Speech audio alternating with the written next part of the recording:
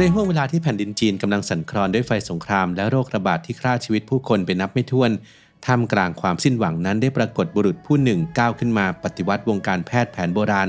เขาคือผู้คิดค้นหมาเฟ่ยซานยาชาขนาดแรกของโลกที่เปลี่ยนโฉมหน้าการศัลยกรรมและเป็นแพทย์ผู้มีบทบาทรักษาบุคคลสำคัญระดับตำนานอย่างแม่ทัพกวนอูและวุยกงโจโฉ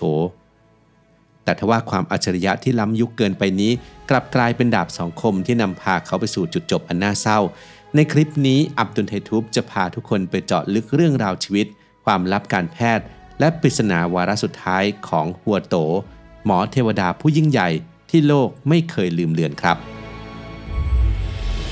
สมองของเรามีน้ำหนักเพียงแค่ประมาณ 2% ของร่างกายแต่กลับใช้พลังงานมากถึง 20% ต่อวันแสดงให้เห็นว่าสมองคืออวัยวะที่ต้องทำงานหนักอยู่ตลอดเวลาการดูแลสมองจึงเป็นสิ่งสำคัญที่ไม่ควรมองข้าม Clarity Omega 3 Norway Daily น้ำมันปลาบริสุทธิ์ระดับพรีเมียมที่คิดค้นสูตรและผลิตจากประเทศนอร์เวย์ถือเป็นอีกหนึ่งทางเลือกคุณภาพเพื่อการดูแลสมองของคุณศึกษารายละเอียดและสั่งซื้อได้ที่ clarity.asia/abdul-story หรือคลิกลิงก์ใต้คลิปได้เลยครับ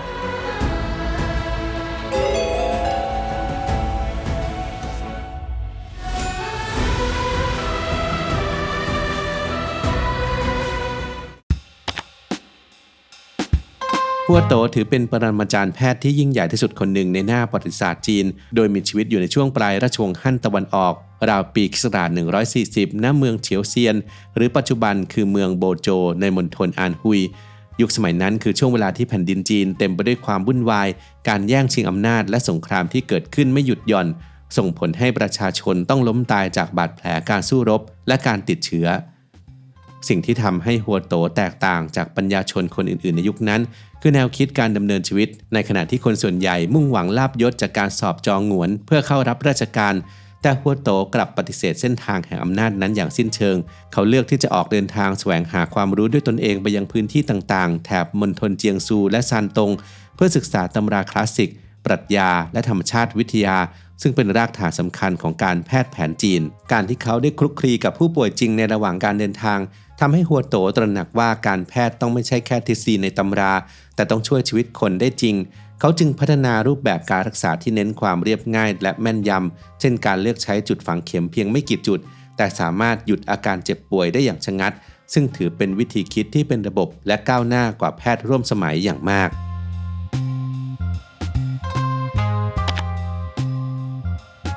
ผลงานระดับมาสเตอร์พีซที่จารึกชื่อของฮัวโตไว้ในประวัติศาสตร์การแพทย์โลกคือการคิดค้นหมาเฟ่ยซานยาสลบแบบรับประทานชนิดแรกตามบันทึกในจดหมายเหตุสามก๊กและหนังสือราชวงศ์ฮั่นยุคหลังระบุชัดเจนว่าฮัวโตนำยานี้มาใช้เพื่อช่วยในการผ่าตัดใหญ่ซึ่งถือเป็นเรื่องที่แทบจะเป็นไปไม่ได้ในยุคนั้น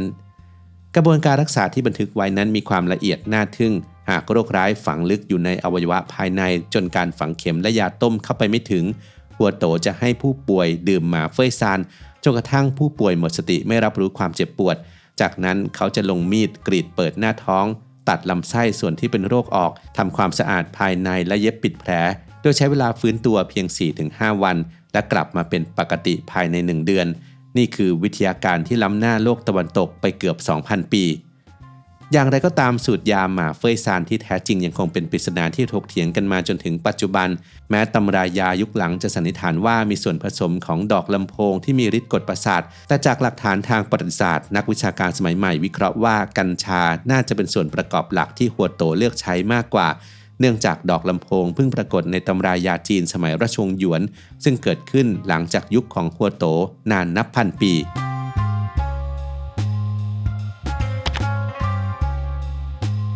เรื่องราวความเก่งกาจของฮัวโตถูกบอกเล่าผ่านคนไข้ที่มีชื่อเสียงที่สุดคนหนึ่งนั่นคือกวนอูแม่ทัพผู้ทรงอิทธิพลแห่งยุคสามก๊กตามตำนานในศึกเมืองฝันเฉิงปีค.ศ. 219กวนอูถูกธนูอาบยาพิษยิงเข้าที่แขนขวาจนบาดเจ็บสาหัสฮัวโตได้รับเชิญมารักษาและเสนอให้ใช้หมาเฟ่ยซานเพื่อระงับความเจ็บปวดก่อนลงมีดแต่สิ่งที่น่าจดจำคือกวนอูปฏิเสธยาสลบโดยกล่าวว่าเขาไม่กลัวความเจ็บปวดซึ่งภาพที่ปรากฏคือฮัวโตต้องใช้มีดกรีดเปิดเนื้อแขนและขูดพิษที่ฝังลึกออกจากกระดูกเสียงมีดขูดกระดูกดังกรอบแกรบจนคนรอบข้างหน้าถอดสีด้วยความหวาดเสียวแต่กวนอูกลับนั่งเล่นหมากรุกจีนและดื่มสุราอย่างสงบนิ่ง ใบหน้าสีแดงก่ำของเขาไม่แสดงอาการเจ็บปวดแม้แต่น้อยเมื่อการผ่าตัดสำเร็จกวนอูซาบซึ้งใจจึงจัดงานเลี้ยงและมอบทองคำ100 ออนซ์ให้เป็นค่าตอบแทนแต่หัวโตปฏิเสธการรับไว้อย่างนุ่มนวลโดยให้เหตุผลว่าแพทย์รักษาเพื่อช่วยชีวิตคนไม่ใช่เพื่อแสวงหาความร่ำรวยเหตุการณ์นี้จึงสะท้อนทั้งความกล้าหาญของกวนอูและจรรยาบรรณแพทย์ที่น่ายกย่องของหัวโต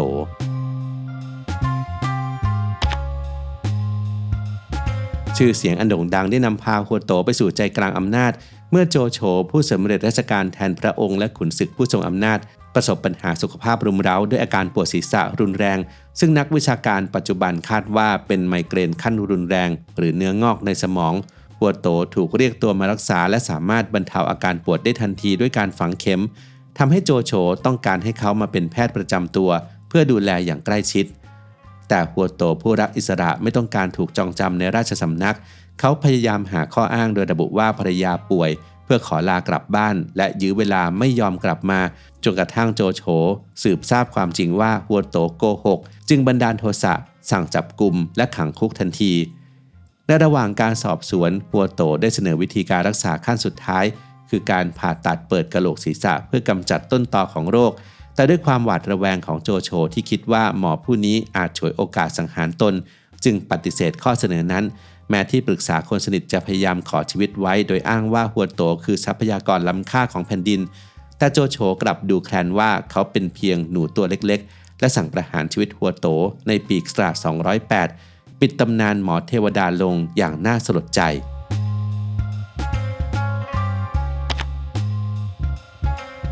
ตำราแพทย์ของหัวโตถูกยกให้เป็นหนึ่งในองค์ความรู้ทางการแพทย์ที่สูญหายไปมากที่สุดในประวัติศาสตร์จีนโบราณโดยเฉพาะตำราหลักที่มีชื่อว่าชิงนางสู้ซึ่งเชื่อว่าเป็นการรวบรวมองค์ความรู้ทางการแพทย์ทั้งหมดของเขา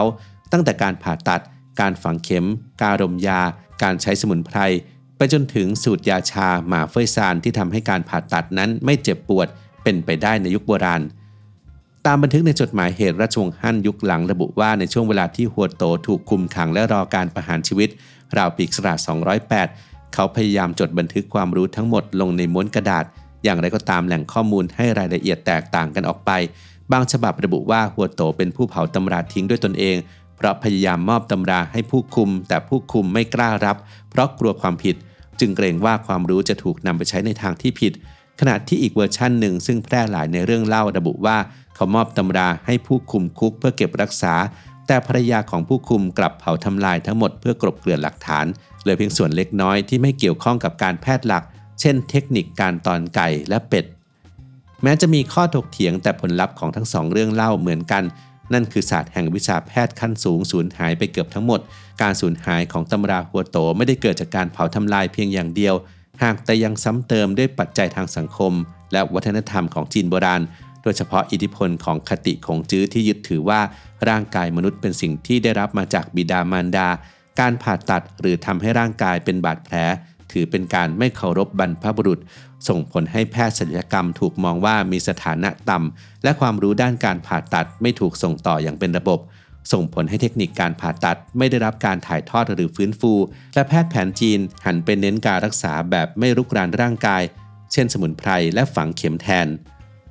นอกจากนี้การประหารชีวิตหัวโตโดยโจโฉยังทำให้ศิษย์ไม่กล้าถ่ายทอดความรู้อย่างเปิดเผยเนื่องจากกลัวถูกกล่าวหาว่าเกี่ยวข้องกับผู้ทรยศการสูญหายนี้ถือเป็นความสูญเสียที่ไม่อาจทดแทนได้ต่อวงการแพทย์จีนทำให้ศัลยกรรมจีนหยุดชะงักจนกระทั่งได้รับอิทธิพลจากตะวันตกในศตวรรษที่ 19 เมื่อแพทย์อย่างวินเลียมล็อกฮาร์ทและปีเตอร์ปาร์เกอร์นำเทคนิคสมัยใหม่เข้ามาในช่วงราชวงศ์ชิงแม้ตำราจะสูญหายเกือบทั้งหมดแต่ก็ยังมีเศษเสี้ยวที่ถ่ายทอดผ่านศิษย์ของหัวโตนั่นคือการฝึกเรียนแบบสัตว์5ชนิดหรือหัวทิงชี่ซึ่งเป็นชุดแบบฝึกหัดกายภาพที่เรียนแบบการเคลื่อนไหวของเสือกวางหมีลิงและนกเพื่อส่งเสริมการไหลเวียนของเลือดการดูดซึมสารอาหารการขับถ่ายของเสียและการป้องกันโรคภัยโดยเขามีคติที่น่าสนใจว่าบานพับของประตูที่ถูกเปิดปิดอยู่เสมอจะไม่เป็นสนิมประโยคนี้สะท้อนแนวคิดสำคัญของเขาอย่างชัดเจนนั่นคือร่างกายมนุษย์ต้องเคลื่อนไหวอย่างสม่ำเสมอจึงจะคงสภาพแข็งแรง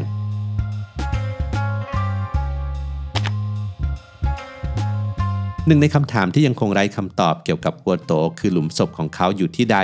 การขาดหลักฐานทางโบราณคดีเกี่ยวกับหลุมศพของฮัวโตเป็นประเด็นที่นักประวัติศาสตร์และนักโบราณคดีจีนยอมรับอย่างกว้างขวางโดยข้อมูลหลักเกี่ยวกับชีวิตและการตายของเขามาจากเอกสารข้อความในบันทึกประวัติศาสตร์โบราณซึ่งบันทึกว่าฮัวโตถูกประหารชีวิตในปีค.ศ. 208โดยคำสั่งของโจโฉ